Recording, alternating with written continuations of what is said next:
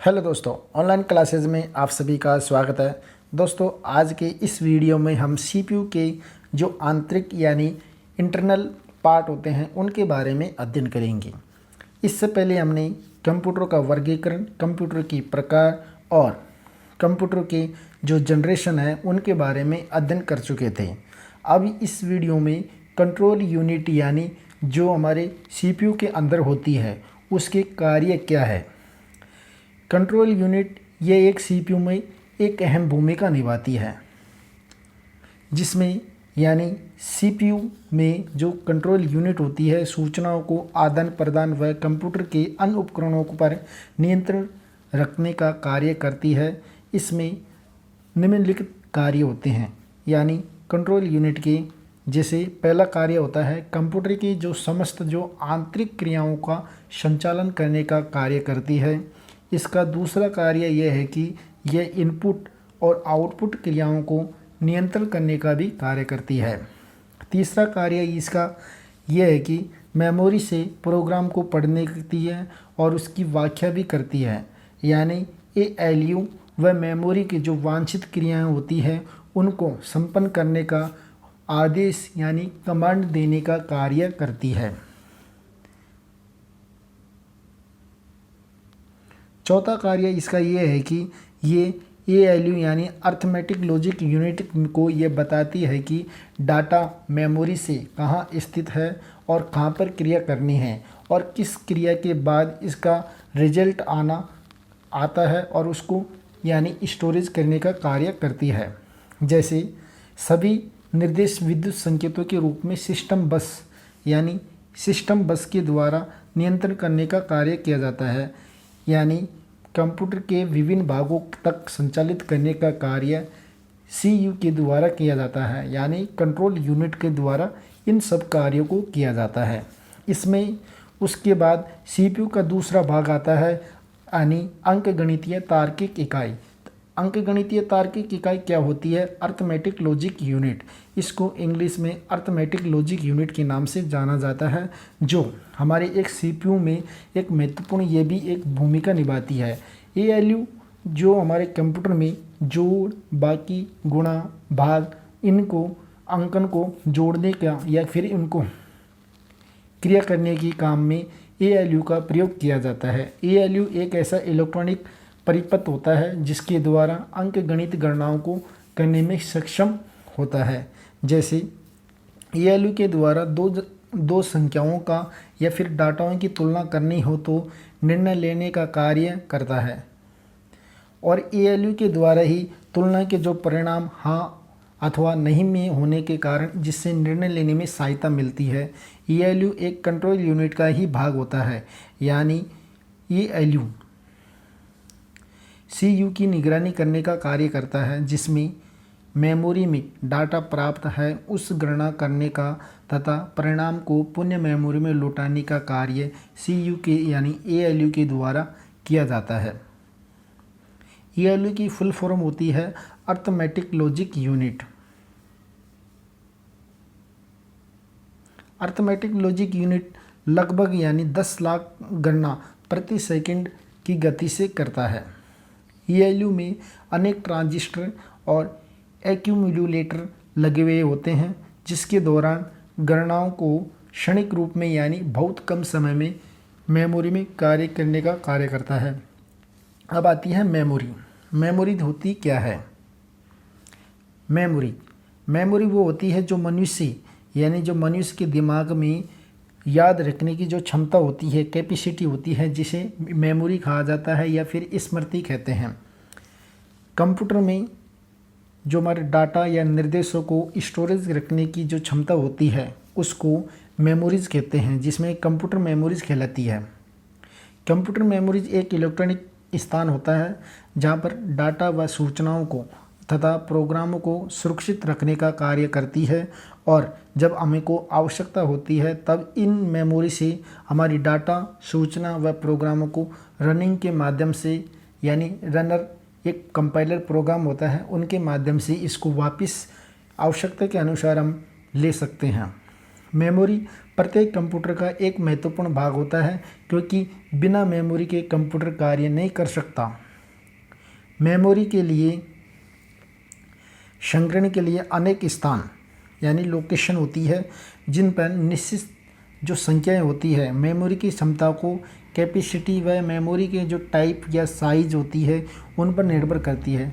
Memory में प्रत्येक स्थान एक पहचान संख्या होती है, यानी जो प्रत्येक स्थान या लोकेशन होती है उसकी एक संख्या के रूप में पहचान होती है जिसे एड्रेस कहते हैं। क्या कहते हैं? उसको एड्रेस कहा जाता है। जैसे आप कोई भी फोल्डर में कोई फाइल सेव कर रहे हो तो उस फाइल का नाम पूछेगा तो उसको भी एक एड्रेस के रूप में ही जाना जाएगा। तो इसलिए मेमोरी में जो भी कोई सूचना या डाटाओं को रखने के जो स्थान होता है उनको क्या कहते हैं? एड्रेस कहा जाता है, जिनकी एक पहचान यानी एक संख्या या कोड के रूप में हो सकती है। मेमोरी के मुख्य रूप से दो भागों को बांट सकते हैं। मेमोरी को हम मुख्य रूप से दो भागों में बांट सकते हैं। पहली होती है मुख्य मेमोरी यानी मेन मेमोरी, दूसरी होती है बाह्य मेमोरी यानी एक्सटर्नल मेमोरी। अब जब मेमोरी शब्द का उपयोग किया जाता है तो उसका जो अर्थ होता है वो मुख्य मेमोरी से ही होता है, क्योंकि इस मुख्य मेमोरी प्राथमिक मेमोरी अथवा आंतरिक मेमोरी यानी इंटरनल मेमोरी के भी कहा जाता है, जो हमारे सीपीयू का ही भाग मानी जाती है। क्योंकि इस मुख्य मेमोरी में जो हमारी प्राइमरी मेमोरी होती है उसमें सीपीयू की जो प्रोग्राम होते हैं वो यानी रन करने के लिए और स्पीड देने का कार्य करते हैं। किसका? स्पीड देने का कार्य करते हैं। और अंत में जो हमारी प्रोग्राम होते हैं संगणक व लिखित जो निर्देश आदेश या कमांड या कमांड यानी कमेंट होते हैं उनको रनिंग करती है। और यह मेमोरी अर्धचालक चिप की बनी हुई होती है। किसकी? अर्धचालक चिप की बनी हुई होती है। मुख्य मेमोरी को हम दो भागों में बांट सकते हैं, कैश मेमोरी और रैंडम एक्सेस मेमोरी यानी रैम मेमोरी और कैश मेमोरी। जो हमारी जो मुख्य मेमोरी होती है उसको हमने दो भागों में बांटा है। पहली आती है यानी अस्थायी मेमोरी। अस्थायी मेमोरी उसको कहा जाता है जो हमारी प्राइमरी मेमोरी होती है, जिसको रैम कहा जाता है। रैम का फुल फॉर्म होती है रैम की यानी रैंडम एक्सेस मेमोरी होती है। क्या होती है? रैंडम एक्सेस मेमोरी जो हमारी रैम होती है उसकी फुल फॉर्म होती है, जो सबसे ज़्यादा इसका कंप्यूटर में प्रयोग किया जाता है और सबसे ज़्यादा काम आने वाली रैम मेमोरी होती है। क्योंकि कीबोर्ड और जो हमारे इनपुट डिवाइस होते हैं इन पे जो डाटा का जो प्रक्रिया करने का जो कार्य होता है वो रैम पे ही किया जाता है। यानी सीपीयू के द्वारा आवश्यकता के अनुसार प्राप्त में लिया जाने वाला जो रैम के माध्यम से हमारे डाटा या सूचनाओं को इस रैम के आधार पर किया जाता है। रैम मेमोरी एक अस्थायी मेमोरी होती है यानी नॉन वोलेटाइल होती है, वोलेटाइल होती है, जो हमारे कंप्यूटर में अस्थायी सूचना को यानी रखने का और रनिंग करने का कार्य करती है। अब रैम ये जो है मेमोरी होती है रैम मेमोरी, उसको आप इस चित्र के माध्यम से भी देख सकते हैं। जैसे इसको एक्सेस करने के लिए कभी भी पढ़ा या पुनः लिखा जा सकता है क्योंकि ये इरेजेबल होती है। आप इसको प्रोग्राम में जब तक कंप्यूटर आपका ऑन है तब तक आप इसको रीड भी कर सकते हो और वापस इसको यानी टाइपिंग भी कर सकते हो। तो आप इसको पढ़ भी सकते हो और मिटा भी सकते हो। इरेजेबल मेमोरी होती है कौन सी? RAM memory. और यह एक इलेक्ट्रॉनिक अर्धचालक चिप बनी हुई होती है। इसको रैम में जो सूचनाएं होती है वो माइक्रो सेकेंड के 10वें हिस्से का पुनः ग्रहण करती है। यानी जो हमारी जो सूचनाएं होती हैं उनको माइक्रो सेकेंड के जो 10वें हिस्से होते हैं यानी 1/10वां हिस्से को ये पुनः ग्रहण करने का कार्य करती है। आप इस चित्र के माध्यम से रैम मेमोरी को देख सकते हैं। किसको? रैम मेमोरी को देख सकते हैं। रैंडम एक्सेस मेमोरी, जो आपका कंप्यूटर तब तक ऑन है तब तक इस मेमोरी के माध्यम से कार्य किया जा सकता है और यह एक अस्थायी मेमोरी के रूप में कार्य करती है क्योंकि यह सबसे तेज़ और फास्ट मेमोरी होती है। जब तक आप इस डाटा को कंप्यूटर को बंद या स्विच ऑफ अथवा विद्युत जाने पर यह रैम की डाटा जो अब ऑटोमेटिकली अपना आप इरेजेबल हो जाती है यानी मिट जाती है। तो इसलिए रैम मेमोरी को वोलेटाइल मेमोरी भी कहा जाता है। क्या कहते हैं? अस्थायी और स्थायी मेमोरी। स्थायी मेमोरी को नॉन वोलेटाइल कहा जाता है जबकि अस्थायी मेमोरी को वोलेटाइल यानी वोलेटाइल मेमोरी कहा जाता है। उसके बाद आती है हमारे दूसरे टाइप की प्रकार की मेमोरी, रोम मेमोरी होती है, यानी रीड ओनली मेमोरी होती है, जो एक स्थायी होने का कार्य करती है। ये स्थायी मेमोरी होती है, क्योंकि रोम हमारे एक्सटर्नल होती है, जिसमें आप डाटा को सुरक्षित रखने का कार्य कर सकते हैं। केवल इसको पढ़ा भी जा सकता है, इरेजेबल भी होती है, और ये एक स्थायी मेमोरी होती है। क्या होती है? एक स्थायी मेमोरी यानी नॉन वेल्टाइन मेमोरी होती है। ये कंप्यूटर को जब कंप्यूटर में लाइट चल जाए या फिर बंद कर देते हो अचानक के कारण, या कोई खराबी हो जाती है, तो आप इसका डाटा जो सेव सुरक्षित रहता है। और इस मेमोरी में हमारी आवश्यकता के अनुसार यानी बेसिक इंस्ट्रक्शन के अनुसार डाटा को या सूचनाओं को आप सेव कर सकते हैं। और इसकी फुल फॉर्म होती है रीड ओनली मेमोरी, यानी रोम की फुल फॉर्म क्या होती है? रीड ओनली मेमोरी होती है। और रोम का उपयोग आप सबसे अच्छा उदाहरण है यानी जैसे बायोस यानी बेसिक इनपुट आउटपुट के माध्यम से इसका रोम का उपयोग कर सकते हैं, जिसमें कंप्यूटर को बूटिंग प्रोग्राम में संग्रहित करने के लिए काम आता है। और यह स्वतः ही सूचनाओं को ग्रहण कर लेती है यानी बूट हो जाती है। और रोम का उपयोग एक स्वचालित मशीन की या खिलौने के रूप में रोम मेमोरी का प्रयोग किया जाता है। आप रैम मेमोरी को आप इस चित्र के माध्यम से देख सकते हैं। हम दिखा रहे हैं आपको, देखो ये एक रैम मेमोरी यानी रोम मेमोरी होती है। रोम कौन सी? रोम रीड ओनली मेमोरी, ओनली आप इसको पढ़ सकते हो। और भी इरेजेबल मेमोरी होती है।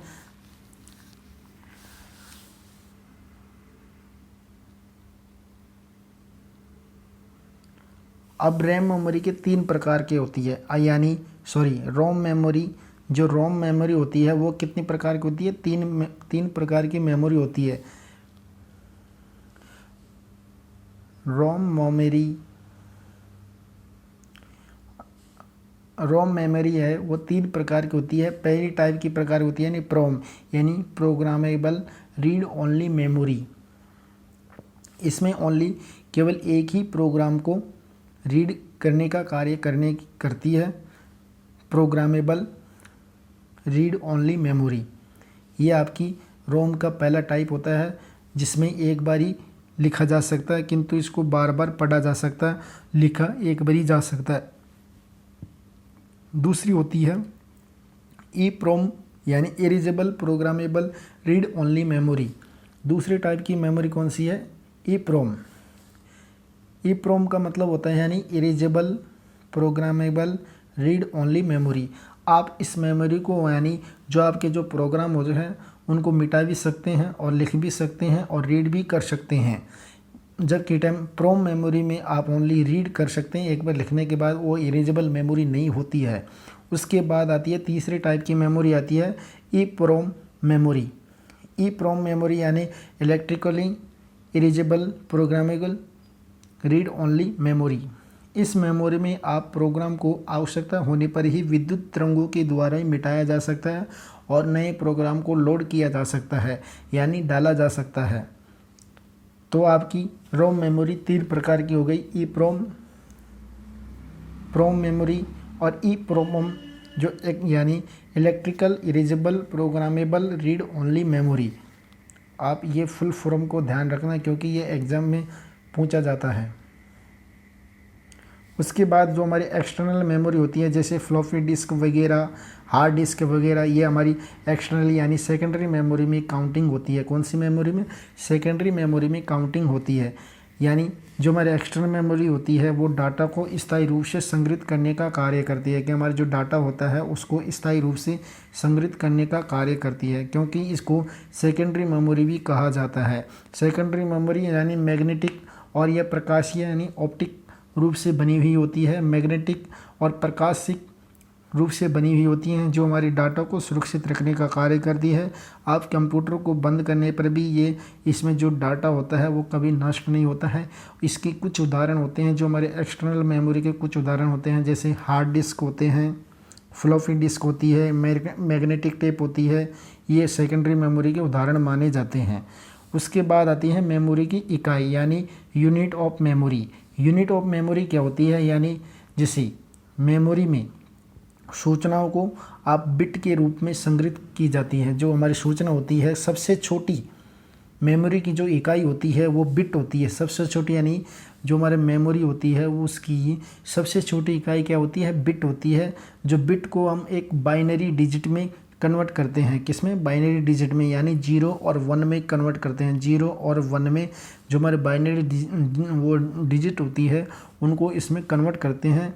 जो कंप्यूटर की जो पूरी आंतरिक क्रियाएं बाइनरी अंक प्रणाली यानी बाइनरी नंबर सिस्टम पर आधारित होती है और ये 0 और 1 के आधार पर होती है। एक बिट का मान 0 अथवा 0 माना जाता है।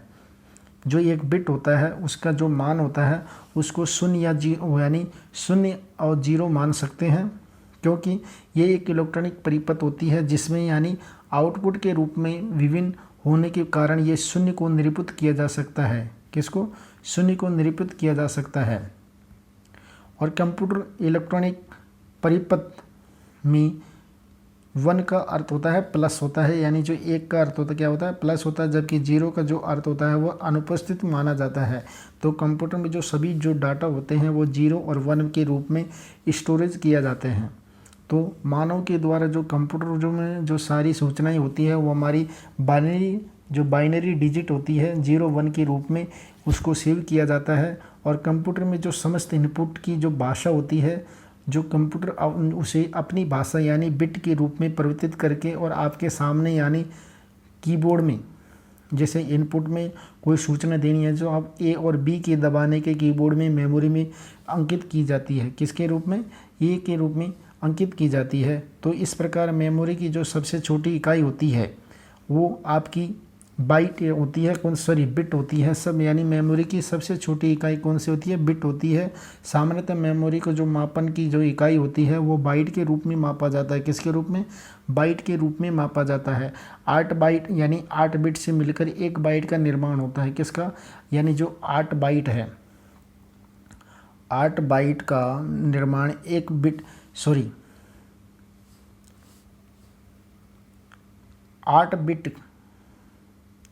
8 बिट से निर्माण यानी 1 बाइट का निर्माण होता है, किसका, 1 बाइट का निर्माण होता है। तो बाइट के रूप में यानी जो 8 बिट होती है उनको मिलाकर 1 बाइट का निर्माण होता है। तो मेमोरी की सबसे छोटी इकाई बिट होती है, उसके बाद बाइट होती है, उसके बाद केबी होती है, केबी के बाद में जीबी होती है, एमबी होती है, एमबी के बाद में जीबी होती है, जीबी के बाद में टेराबाइट होती है। ये हमारे किसके रूप में, बाइट के यानी मेमोरी के रूप होते हैं। और टेराबाइट से मिलाकर यानी निब्बल का निर्माण होता है, जो निब्बल सबसे बड़ी इकाई मानी जाती है, जिसमें 4 बाइनरी अंक होते हैं।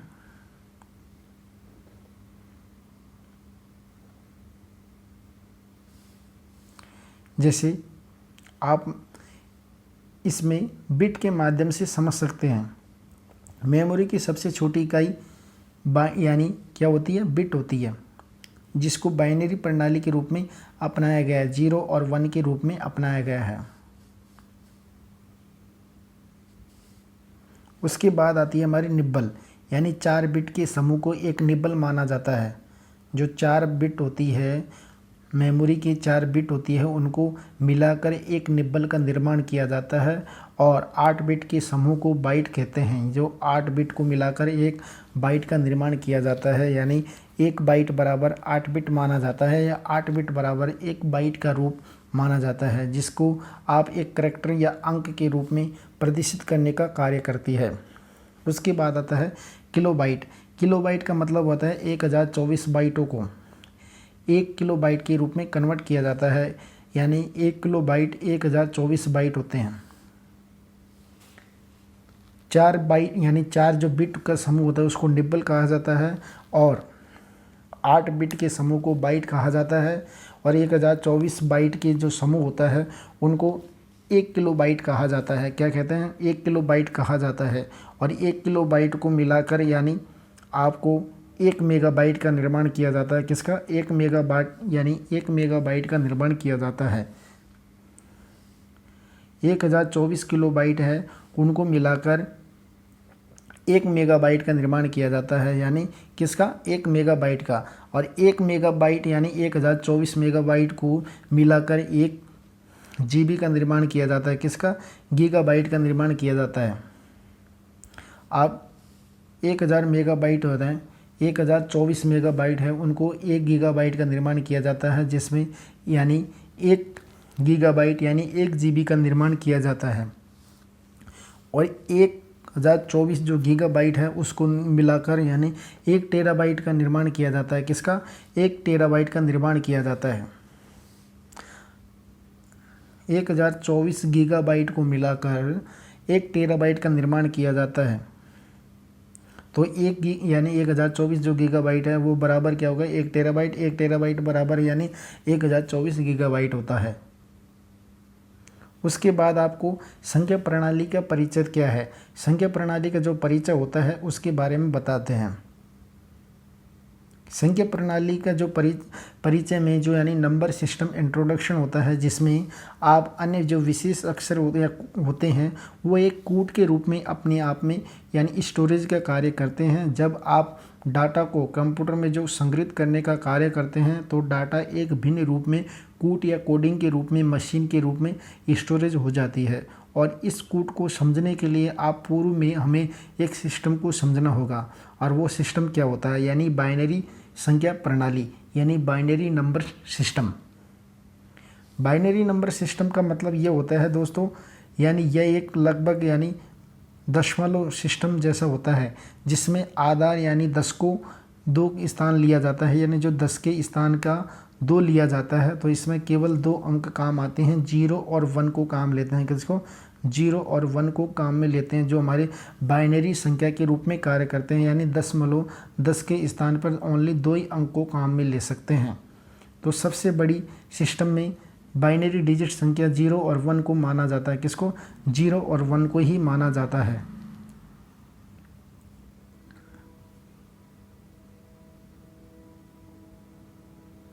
ऑक्टा प्रणाली। ऑक्टा प्रणाली क्या है? ऑक्टा प्रणाली का मतलब होता है दोस्तों, इसमें यानी जो सिस्टम होता है यानी जो संख्या होती है इसको आधार यानी 8 माना जाता है, जबकि आपको जो बाइनरी में 10 माना जाता है। आधार क्या माना जाता है? बाइनरी में जो कोई संख्या होती है, जैसे 2 है, 2 पे 10 की घात लग गई तो उसको बाइनरी का रूप प्रदान किया जाता है। उसी प्रकार यानी इसमें 8 संख्या होती है, यानी 8 को यानी 2 के पर 8 की घात लगा दी तो उसको ऑक्टा बोला जाता है। कैसा क्या बोला जाता है? उसको ऑक्टा के रूप में बोला जाता है। तो ऑक्टा सिस्टम प्रणाली में 8 आधार को माना जाता है, जिसमें सिर्फ यानी 8 अंक होते हैं, जैसे 0, 1, 2, 3, 4, 5, 6, 7 हो सकते हैं। और सबसे बड़ा जो अंक होता है वो 7th होता है, यानी 7 को माना जाता है। इस पद्धति में जो प्रत्येक ऑक्टा संख्या को प्रत्येक ऑक्टा के अंक आधार 8 की घात के द्वारा व्यक्त किया जाता है, जिसे 8 की घात 1 होती है। और इसी प्रकार 1024 प्लस यानी 7 संख्याओं को माना जाता है। ये ऑक्टा प्रणाली होती है। उसके बाद हमारा आता है हेक्साडेसिमल। हेक्साडेसिमल का मतलब क्या है? हेक्साडेसिमल का मतलब ये होता है दोस्तों, इसमें 16 संख्याओं को प्रदान किया जाता है। कितने? 16 संख्याओं को आधार माना जाता है। जो बाइनरी डिजिट होता है उसमें 16 संख्याओं को आधार माना जाता है, और जिसमें आप इसमें जैसे 0 से लेकर 9 तक और इसके जो शेष जो अंक बचे हैं बाकियों को मिलाकर जैसे 10, 11, 12, 13, 14, 15 के समान माना जाता है। तो सबसे बड़ा अंक होता है 15 के बराबर माना जाता है, तो उसको आप क्या बोलते हैं? हेक्साडेसिमल सिस्टम बोला जाता है।